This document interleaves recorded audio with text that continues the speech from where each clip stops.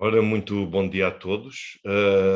As mais recentes e talvez também mais importantes notícias que têm sido dadas ao longo das últimas horas prendem-se com o início de uma incursão mais musculada da Rússia na região do Donbass.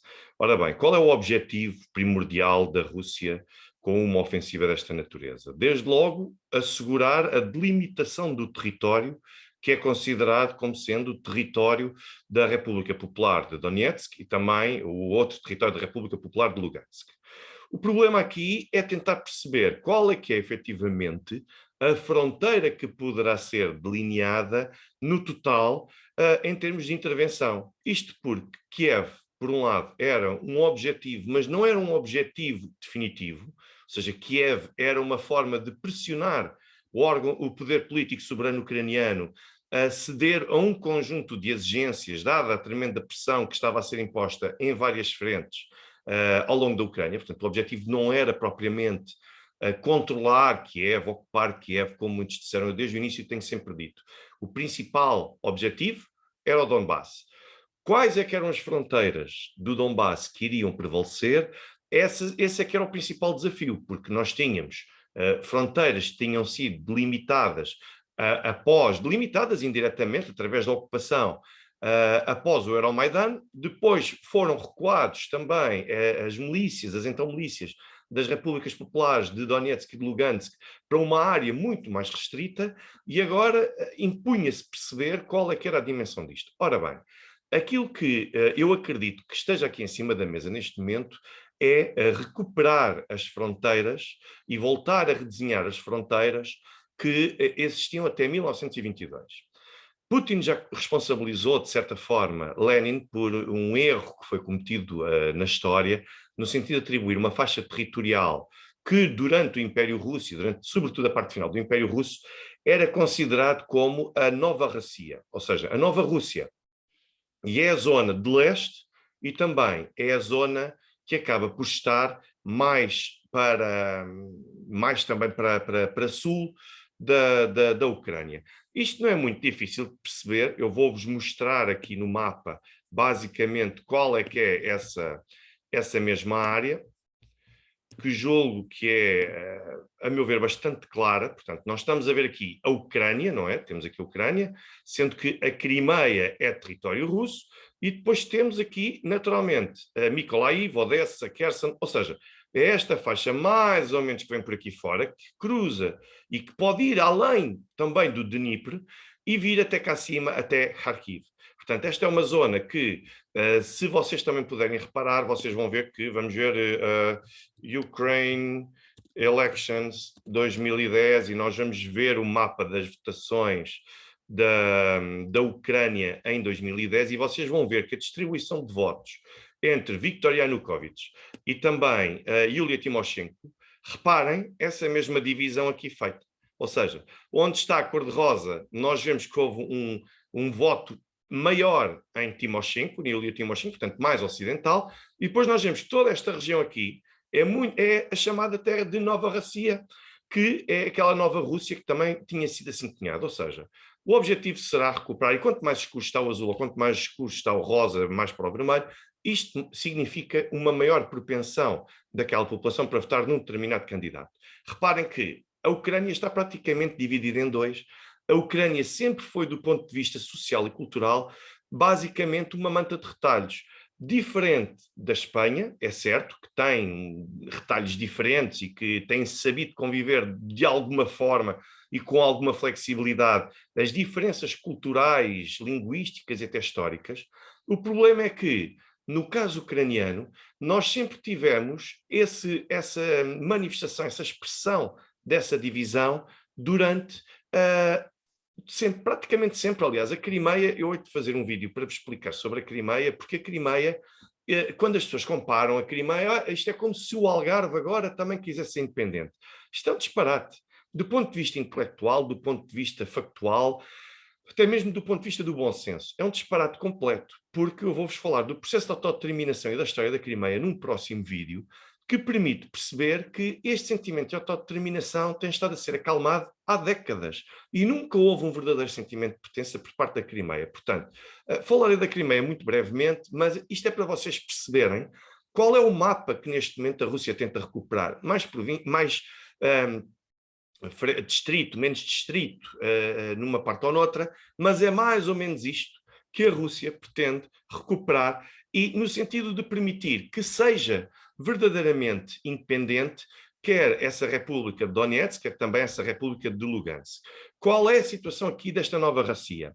É que há 2 dias nós tivemos uma análise feita na altura, ou pelo menos uma suposta notícia que ainda não foi possível recortar, por parte da Procuradora-Geral da Ucrânia, que veio dizer que relativamente a Kherson, que fica aqui no sul, esse Kherson fica aqui no sul da Ucrânia e também lá está, era uma cidade com forte componente de votação em Viktor Yanukovych e em candidatos políticos que fossem mais próximos e mais simpatizantes da Rússia ou da aproximação à Rússia. E aquilo que nós tivemos na altura foi basicamente uma situação muito simples, que foi ter, na altura, em Kherson, aquilo que a procuradora veio dizer é que os russos pretendem realizar nas próximas semanas um referendo à autodeterminação de Kherson, no sentido de também fazer emergir uma espécie de república popular, exemplo daquilo que se verificou em Lugansk e Donetsk, e onde vai ser ainda realizado um referendo, que é outro dos objetivos da Rússia que eu sempre disse. Mas esse referendo tem de ser naturalmente participado pelo maior número de população possível. Qual é o problema aqui? O problema aqui é que eu acho que está um caminho extremamente perigoso se a Rússia efetivamente avançar com a promoção desse referendo.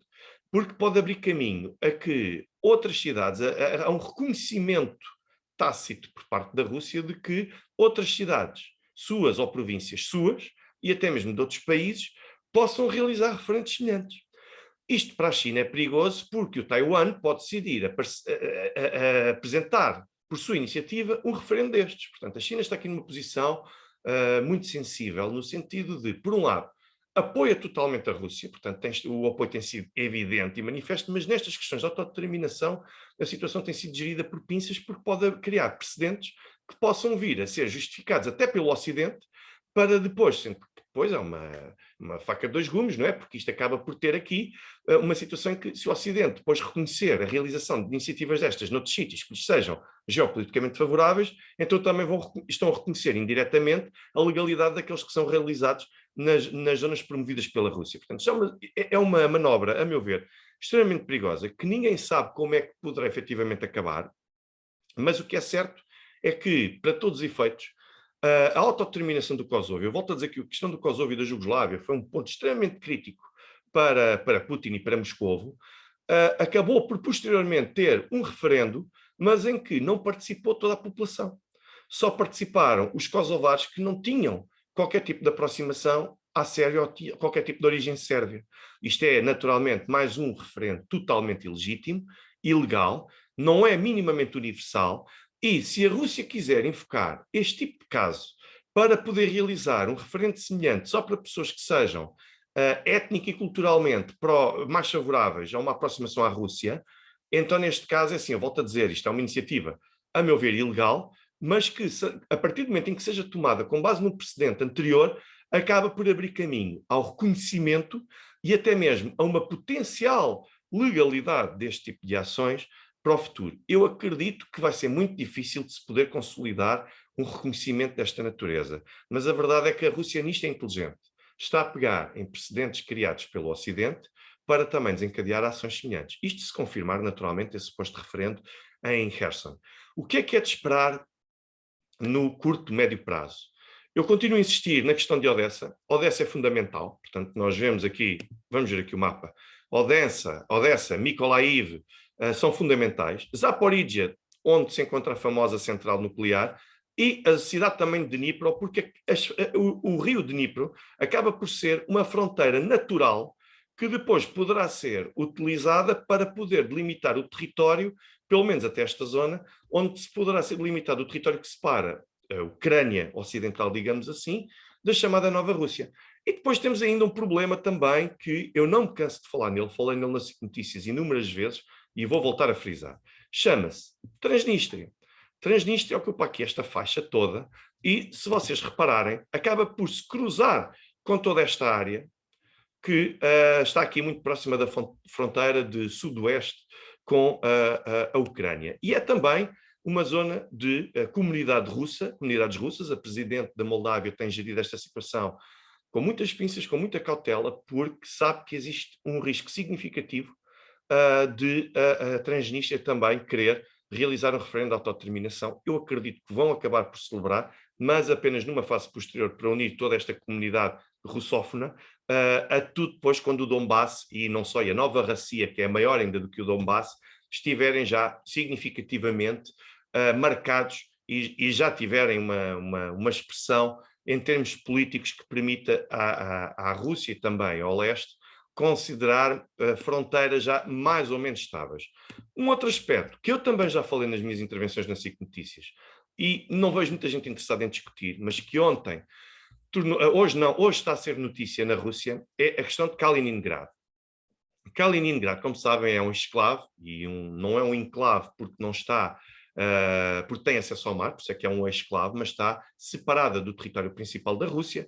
No entanto, a Lituânia, a partir do momento em que já ameaçou que vai encerrar a fronteira, ameaçou o encerramento da fronteira com a Bielorrússia para o acesso até à Rússia, Kaliningrado significa que pela via terrestre fica totalmente condicionada e maniatada de poder haver circulação terrestre por parte de Kaliningrado até à Rússia e até mesmo à Bielorrússia. Ora, aqui existe uma obrigação de garantir de alguma forma uma servidão que permita o acesso e a circulação por parte dos cidadãos de Kaliningrado, quer à Bielorrússia, quer à Rússia. Portugal já teve uma situação destas no Tribunal, tratada no Tribunal Internacional de Justiça, quando foi na altura relativamente à situação de Goa, Damão e Diu, que as autoridades indianas, no início, portanto, ainda na década de 60, entre a década de 50 e a década de 60, acabaram por ocupar estas províncias ultramarinas portuguesas. Portugal levou a questão ao Tribunal Internacional de Justiça, onde foi, de facto, debatida a forma como deveriam ser garantidos determinados acessos destas comunidades, quer ao mar, quer também a serem ligadas entre si. Kaliningrado, se a Lituânia continuar a fazer muita pressão para que Kaliningrado não tenha um acesso terrestre ou sequer marítimo, porque poderá cercar e poderá impedir essa navegação à Rússia, ou até mesmo à Bielorrússia, poderemos ter aqui um problema, que é um país da NATO, que é a Lituânia, poder ser interpretado como sendo alvo e constituindo uma ameaça à existência desta zona, desta província de Kaliningrado, e nós poderemos ter uma expansão do conflito e da intervenção militar para a zona da Lituânia, por forma a assegurar que essa ligação seja efetivamente feita. Portanto, vamos ter alguma calma, vamos ter algum juízo, sobretudo quando queremos falar de encerramento de fronteiras, quando queremos dar mais armas ainda para a Ucrânia e reforçar ainda mais os meios militares para outros países que rodeiem a Rússia, porque isto é basicamente estar a apagar o fogo com gasolina. Só vai permitir que ele se alastre ainda mais. Portanto, espero ter lançado aqui alguns tópicos de reflexão para vocês. Desejo-vos um excelente dia e continuarei a produzir mais vídeos relacionados com esta questão.